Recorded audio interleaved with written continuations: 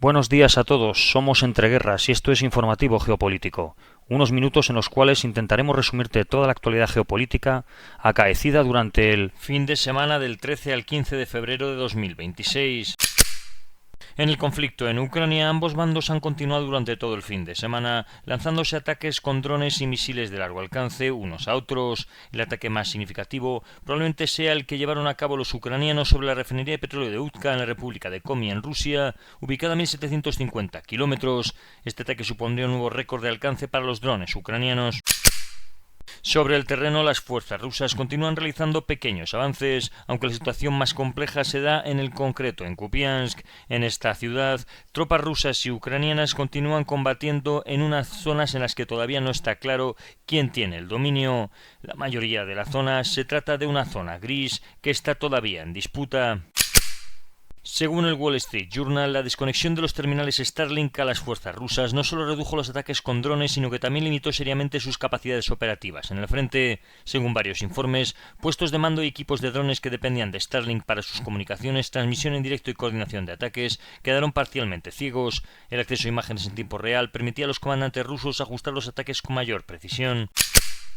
Se estima que unos 7.000 mercenarios colombianos habrían luchado junto con Ucrania durante la guerra. Es tanta la predominancia del español colombiano que incluso el discurso de reclutamiento en el que se les explica a los aspirantes los pasos que deben seguir lo da un sargento colombiano, Luis Ortiz.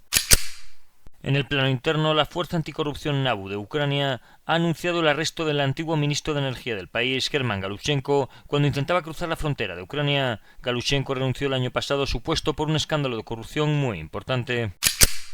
El presidente Volodymyr Zelensky ha declarado en una entrevista con The Atlantic que prefiere rechazar cualquier acuerdo de paz con Rusia antes que aceptar uno perjudicial para Ucrania. Ha subrayado que la estrategia de su gobierno es mostrar disposición negociadora para no dar la impresión a Estados Unidos de que Kiev desea prolongar la guerra, apoyando propuestas que aceleren el proceso diplomático.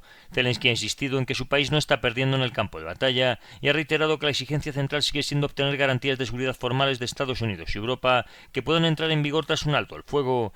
No obstante, ha admitido que los avances en ese frente han sido lentos y que las respuestas estadounidenses han resultado demasiado vagas, motivo por el cual está reclamando compromisos por escrito. Sobre la cuestión electoral, ha afirmado que no pretende aferrarse al poder y que está dispuesto a convocar elecciones, pero solamente cuando existan condiciones de seguridad suficientes y un cese de hostilidades que permita celebrarlas con garantías. Con respecto a las negociaciones, el portavoz del Kremlin, Dmitry Peskov, ha anunciado que la próxima ronda de conversaciones trilaterales sobre Ucrania se celebrará en Ginebra del 17 al 18 de febrero. China ha anunciado que proporcionará a Ucrania un paquete adicional de asistencia energética humanitaria, según palabras del ministro de Asuntos Exteriores de Ucrania, después de reunirse con su homólogo chino.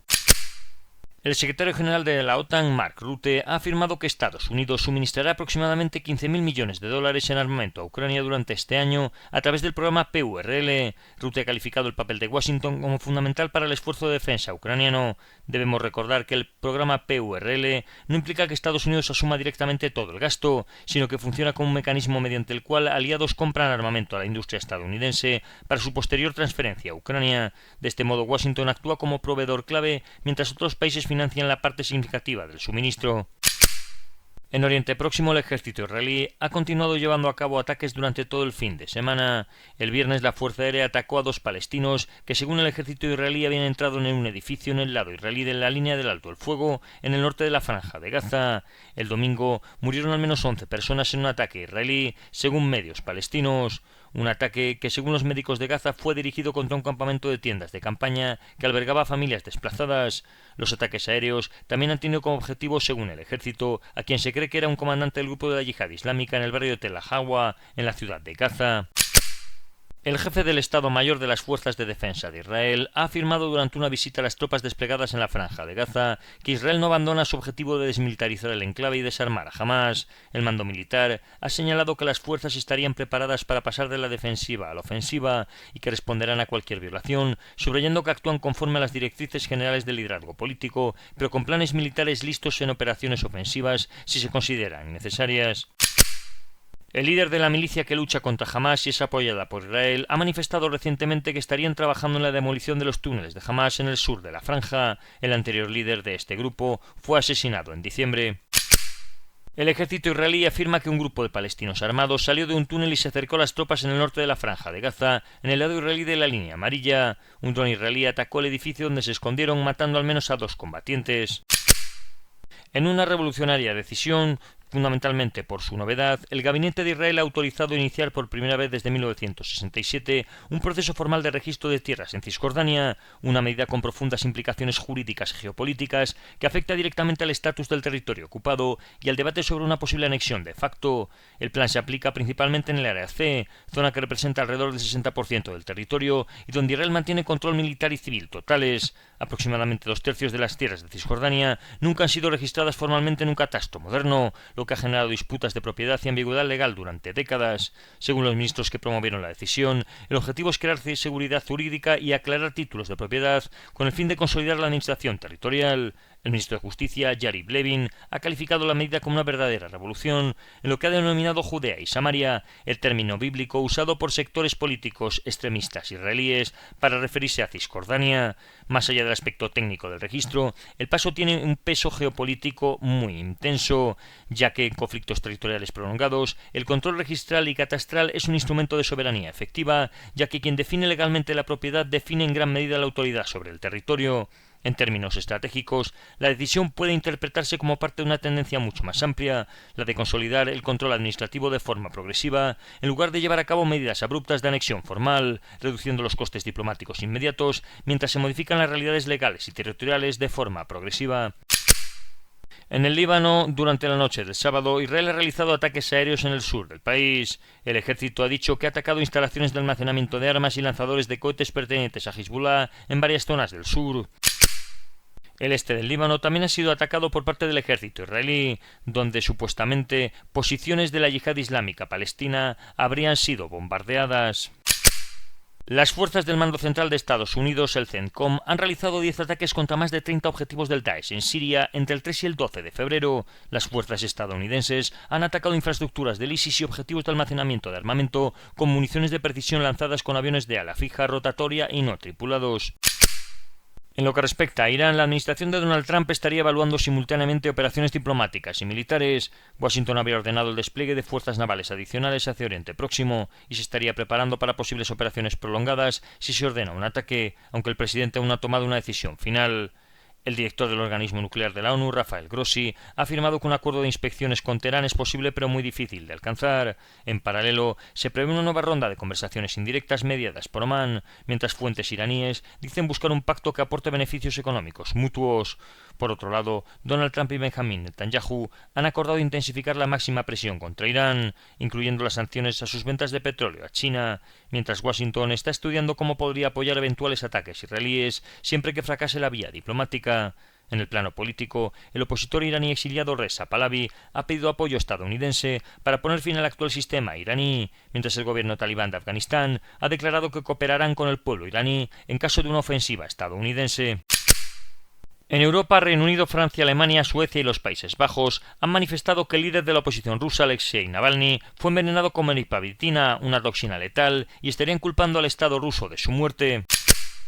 El primer ministro del Reino Unido, Keir Starmer, ha dicho el sábado que desplegarán su grupo de portaaviones en el Atlántico Norte durante este año, en medio de las preocupaciones de seguridad en las regiones del norte del mismo. En una reunión celebrada en Bruselas, responsables de defensa de Estados Unidos y Europa han coincidido en que la OTAN debería evolucionar hacia un modelo más centrado en capacidades europeas. El subsecretario de Defensa estadounidense, Eldridge Colby, propuso una OTAN 3.0 en la que los aliados europeos asuman la responsabilidad principal de la defensa convencional del continente, incrementando sus fuerzas y recursos para poder disuadir o derrotar posibles agresiones. Según la dirección de la alianza, la reunión reflejó un cambio de mentalidad y una mayor convergencia estratégica hacia una defensa europea más fuerte dentro de la estructura atlántica. No obstante, la noticia geopolítica en Europa durante este fin de semana ha sido la conferencia de Múnich. Allí el líder conservador alemán Friedrich Merz ha afirmado que el orden mundial vigente durante décadas ya no existe y ha advertido que Estados Unidos no será lo suficientemente fuerte como para actuar en solitario. Por su parte, el presidente francés Emmanuel Macron ha sostenido que el actual marco de seguridad internacional no se mantendrá y que Europa debe definir nuevos parámetros estratégicos propios. Ha señalado que esto podría implicar una visión más amplia de la disuasión nuclear entre los aliados europeos europeos y ha subrayado que los planes para una futura coexistencia con Rusia deberían ser elaborados por los europeos, dado que comparten espacio geográfico y no quieren que negociadores clave sean dirigidas por otro actor externo. Por su parte, el secretario de Estado de Estados Unidos, Marco Rubio, declaró que las Naciones Unidas habrían desempeñado prácticamente ningún papel en la resolución de conflictos recientes. Ha señalado además que la política exterior de Estados Unidos bajo el presidente Donald Trump busca liderar una renovación y restauración global basada en la soberanía y fortaleza estratégicas. Rubio afirmó que Washington prefiere actuar junto a sus aliados europeos, subrayando que Estados Unidos y Europa van juntos y de la mano, y que desea que el continente sea fuerte y sobreviva como un actor relevante. No obstante, también ha advertido que su país estaría preparando para actuar en solitario si fuese necesario. Sobre la guerra en Ucrania, ha indicado que Washington aún no sabe si Rusia se toma en serio la posibilidad de alcanzar la paz de forma realista. El ministro de Exteriores de Polonia, Radosław Sikorski, ha expresado dudas sobre si Estados Unidos sigue considerando el fin de la guerra en Ucrania como una prioridad absoluta, después de conversaciones privadas con el secretario de Estado, Marco Rubio, después de la conferencia de seguridad de Múnich. Aunque ha calificado el tono de Rubio como más constructivo que en ocasiones anteriores, ha señalado que no respondió plenamente a la principal inquietud europea, y es si Washington mantendrá a Kiev en el centro de su agenda mientras reorienta su estrategia hacia Asia. Sikorski ha afirmado que no puede asegurar que Ucrania sigue siendo prioridad real para la administración estadounidense. Según explicó, percibe que Washington desea sobre todo que la guerra termine, mientras que Europa quiere que termine de la manera correcta, reflejando el temor de que un acuerdo rápido debilite a Ucrania y deja al continente mucho más vulnerable. El ministro ha subrayado que Kiev debe negociar desde una posición de fuerza y no verse forzada a lo que ha descrito como una semicapitulación. También advirtió que los países occidentales deberían tomarse en serio las declaraciones de líderes autoritarios, ya que con frecuencia sus amenazas parecen inverosímiles hasta que se materializan. El presidente del Gobierno de España, Pedro Sánchez, intervino por primera vez en la Conferencia de Seguridad de Múnich en un discurso centrado en el riesgo nuclear y el papel de Europa en la seguridad global. Su mensaje principal fue que el rearme nuclear no garantizará la protección frente a Vladimir Putin. Para respaldar su argumento, citó cifras sobre el gasto nuclear global, diciendo que las potencias destinan más de 11 millones de dólares por hora a este tipo de armamento, y Estados Unidos prevé invertir 946.000 millones de dólares en la próxima década. Según Sánchez, ese dinero bastaría para erradicar la pobreza extrema mundial. También ha advertido sobre el riesgo añadido de integrar inteligencia artificial en los arsenales nucleares. El mandatario ha recurrido a una cita del expresidente Ronald Reagan, diciendo que una guerra nuclear no se puede ganar, para subrayar que el debate no es ideológico, sino más bien práctico. En el plano europeo, afirmó que España ha triplicado ya su gasto militar y duplicado sus tropas desplegadas, defendiendo la creación de un auténtico ejército europeo. También ha criticado que algunos sectores estadounidenses vean a la Unión Europea como rival en su lugar de socio, aunque ha expresado confianza en que los países europeos avanzan hacia una mayor unidad. El ministro de Exteriores de China, Wang Yi, afirmó en la Conferencia de Seguridad de Múnich que cuando Estados Unidos y Rusia reanudaron el diálogo, Europa pareció quedar al margen, pese a que la guerra se desarrolla en territorio europeo y por tanto los países del continente deberían tener derecho a participar en el proceso de negociación. El jefe de la diplomacia china ha valorado positivamente que los estados europeos estén empezando a mostrar voluntad de dialogar directamente con Moscú, calificándolo como una buena cosa que Pekín respalda. Sin embargo, advirtió que ese acercamiento debería traducirse en propuestas concretas y no limitarse a contactos simbólicos o conversaciones sin resultados. Sus declaraciones reflejan la posición estratégica de China de apoyar negociaciones multilaterales amplias y a la vez insistir en que los actores regionales directamente afectados tengan voz propia en cualquier eventual arreglo diplomático. Según declaraciones de la primera ministra danesa Mette Frederiksen, la disputa entre Dinamarca y Estados Unidos por Groenlandia sigue sin resolverse. Según ella, nadie está de acuerdo con la posición estadounidense, pero ha matizado que todos lo están en reforzar la presencia en el Ártico. El presidente de Polonia, Karol Nawrocki, ha afirmado en una entrevista con Polsat que su país debería desarrollar defensas basadas en el potencial nuclear ante lo que considera una amenaza creciente de Rusia. Ha señalado que Polonia está al borde de un conflicto armado y que debe avanzar hacia ese objetivo respetando las regulaciones internacionales. También ha restado importancia a posibles reacciones hostiles de Moscú, asegurando que Rusia responde agresivamente a casi cualquier medida de seguridad occidental. El primer ministro húngaro Viktor Orbán ha afirmado en un discurso ante simpatizantes que la principal amenaza para Hungría no es Rusia sino la Unión Europea, a la que ha comparado con el antiguo régimen soviético. Ha desestimado la idea de que Vladimir Putin represente un peligro real para Europa y ha sostenido que Bruselas es la verdadera fuente de riesgo. También ha acusado a multinacionales, especialmente del sector bancario y energético, de beneficiarse de la guerra de Ucrania y de conspirar con la oposición política en Hungría para derrotarlo en las próximas elecciones. Además, ha elogiado al nuevo presidente estadounidense por enfrentarse a lo que ha descrito como una red global liberal y ha asegurado que su gobierno buscará expulsar influencias extranjeras y depurar la supuesta maquinaria represiva europea después de los comicios. En el Cáucaso, en Armenia, en el marco de la iniciativa Puente de Paz, se estaría llevando a cabo una mesa redonda en la que se reúnen representantes de la sociedad civil de Armenia y Azerbaiyán. Durante los debates, los participantes han abordado cuestiones derivadas de la agenda de paz establecida en la cumbre de Washington el 8 de agosto de 2025. En Rusia, el portavoz del Kremlin, Dmitry Peskov, ha dicho que se ha ordenado el bloqueo de WhatsApp. Según sus declaraciones, la decisión se ha tomado debido a la falta de voluntad de Meta para cumplir con las normas y la letra de la ley rusa. Añadió que Meta podría reanudar sus operaciones siempre que cumpla con la ley y entable un diálogo. En Estados Unidos, el ICE estaría preparando para gastar $38.000 millones este año en un nuevo modelo de centro de detención que albergará casi 100.000 personas, según ha informado Axios. Los centros de procesamiento albergarán entre 1.000 y 1.500 personas durante 3 a 7 días, según el memorando. Las instalaciones más grandes albergarán hasta 10.000 personas durante unos 60 días en promedio y serán los sitios principales para retener a las personas antes de sus deportaciones. También con respecto al ICE, cientos de jueces de todo el país habrían dictaminado más de 4.400 veces desde octubre que el gobierno del presidente Donald Trump estaría deteniendo a inmigrantes de forma ilegal, según una revisión de registros judiciales realizadas por Reuters. Bajo el mandato de Trump, el número de personas detenidas por ICE ha llegado aproximadamente a 68.000 este mes, un aumento de aproximadamente un 75% desde que Trump ha asumido el cargo el año pasado. La CIA ha publicado un nuevo vídeo de reclutamiento en chino en su canal de YouTube, alentando a los miembros del ejército del país a espiar para Estados Unidos. Los últimos vídeos publicados por la agencia de inteligencia estadounidense están dirigidos a la población china en general. El ejército estadounidense ha anunciado la utilización del modelo de inteligencia artificial Claude de Anthropic durante la operación para capturar a Nicolás Maduro en Venezuela, según dijeron Axios dos fuentes con conocimiento. Durante el fin de semana, el ejército estadounidense ha llevado a cabo al menos 2 operaciones navales. En una de ellas, han realizado un nuevo ataque aéreo contra una embarcación considerada narcoterrorista en aguas del Caribe, dejando 3 tripulantes muertos. En la otra, se ha abordado un buque de carga en el Océano Pacífico después de que éste intentase desafiar la cuarentena del presidente Donald Trump en el Mar Caribe. En Asia, China continúa forjando alianzas y ampliando su presencia espacial en el continente africano. Esta pasada semana, funcionarios chinos entregaron una estación terrestre satelital a Namibia, en las afueras de la capital, Windhoek. La estación receptora de datos terrestres, construida en China, mejorará significativamente la capacidad de Namibia para recibir y procesar datos de teledetección procedentes de satélites, según ha afirmado la agencia de noticias estatal Xinhua. China ha anunciado que implementará un tratamiento de arancel cero para las importaciones de los 53 países africanos con los que tiene relaciones diplomáticas a partir del 1 de mayo. Pekín también seguirá impulsando la negociación y firma de pactos de asociación económica conjuntas y ampliará aún más el acceso al mercado de las exportaciones africanas a China a través de mecanismos mejorados como su Canal Verde. En África, las violaciones de las fuerzas de apoyo rápido en Sudán durante la captura de la ciudad del Fasher constituyen crímenes de guerra y posibles crímenes contra la humanidad, según ha manifestado la Oficina del Alto Comisionado de las Naciones Unidas para los Derechos Humanos. La oficina ha documentado más de 6.000 asesinatos en los primeros 3 días de la ofensiva de las fuerzas de apoyo rápido después del asedio.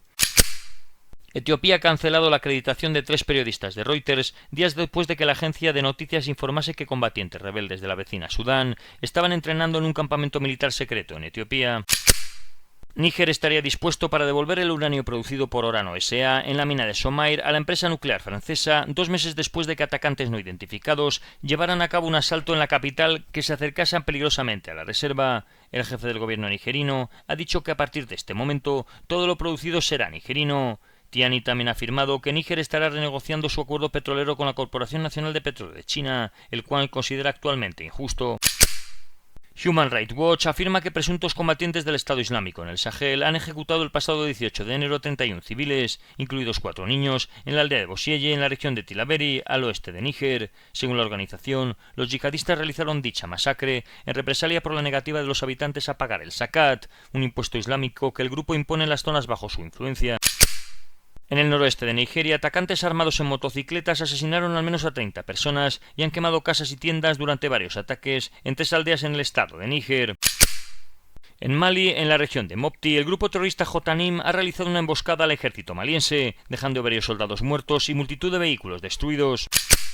En Burkina Faso, los militantes del Jotanim atacaron el pueblo de Titao, al norte del país. Según los informes disponibles, los combatientes intentaron penetrar en la ciudad en pequeños grupos, pero fueron enfrentados por las fuerzas gubernamentales. No se ha confirmado el número de víctimas, aunque imágenes difundidas sugieren que el ejército burkinés habría sufrido pérdidas. Y esto ha sido todo por hoy. Si queréis profundizar en las noticias que hemos comentado, leer alguna de ellas o visualizar diferentes vídeos de actualidad, os recordamos que estamos en la aplicación Telegram, con nombre de usuario @entre_guerras. Que tengan un buen día y recuerden el main.